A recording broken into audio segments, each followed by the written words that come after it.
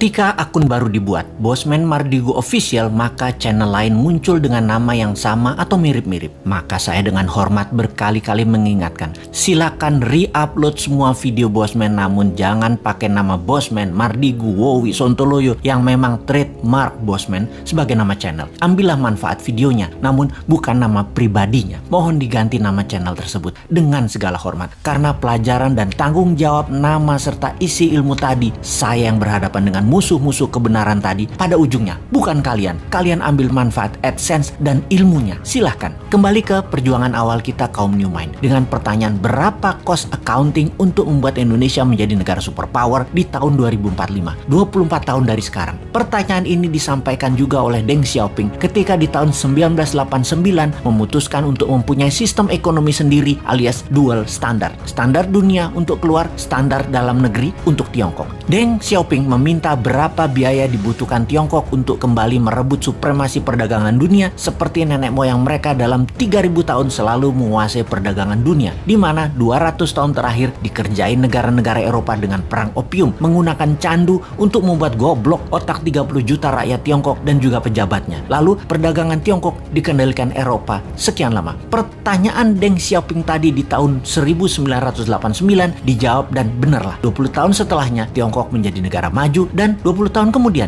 yaitu sekarang, Tiongkok menjadi kekuatan yang ditakuti. Pertanyaan awal kita, berapa cost accounting untuk membangun Indonesia untuk menjadi negara superpower di tahun 2045 itu? Hal itu sangat penting. Berapa modal yang dibutuhkan? Berapa dana yang dibutuhkan? Dan itu harus diketahui sekarang. Semua itu akan kita ciptakan dananya serta pekerjaannya untuk 100% warga Indonesia. Kita lompat ke tahun 2030 ke depan. Di tahun 2030 atau kurang dari 9 tahun lagi, dari saat ini dunia menjadi lain dengan dunia yang kita kenal 100 tahun terakhir. Pandemi 4 tahun hingga tahun 2025 merubah 60% kehidupan manusia. Teknologi bioengineering, biomedical, menggeser DNA dan RNA manusia membuat manusia menjadi super karena lawannya penyakit juga menjadi super. Penyakit bawaan atau penyakit karena virus bermutasi. Manusia pun bermutasi dengan perubahan genetik tubuh manusia dipicu dengan growth factor biomedical. Di sisi lain, secara politik, kalau Amerika tidak hantam secara militer negeri Tiongkok dalam kurang waktu 3 tahun ke depan, maka di tahun 2030 Tiongkok akan menjadi negara superpower nomor 1. Dan saya garansi Amerika tidak akan serang Tiongkok. Amerika tuh chicken sekarang. Sungguh. Kemudian komunikasi 6G dipimpin Tiongkok. Distribusi kapal niaga dan seluruh gadget serta transaksi perdagangan dikuasai Tiongkok. Kesehatan dikuasai globalis cabal. Demikian juga sumber informasi big data dan currency akan dikuasai cabalis. Kemudian kehidupan pertanian akan semakin sulit. Alam semakin gersang. Cuaca tidak bisa dibaca dan dikendalikan.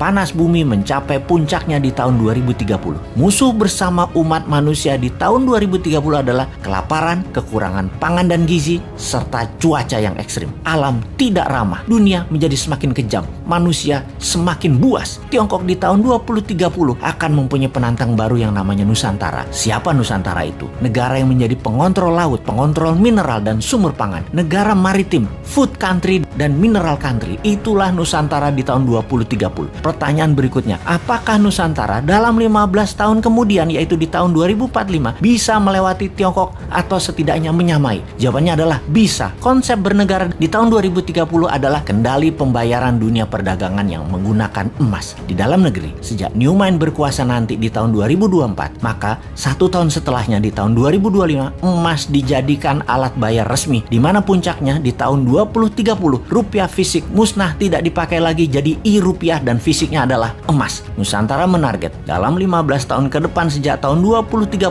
transaksi dunia 50% memakai emas. Itulah awal Nusantara menjadi negara superpower di tahun 2045. Kunci penting berikutnya di periode 2045 sampai 2070, di mana dunia sepakat tidak akan ada lagi perang militer, namun semua negara berkolaborasi merubah dunia menjadi lebih baik. 2045 hingga tahun 2070, Nusantara menjadi negara superpower yang memimpin garda terdepan pejuang lingkungan hidup, kesehatan, edukasi, dan sustainable eco-living. Nusantara memimpin perbaikan alam selama 15 tahun hingga tahun 2070.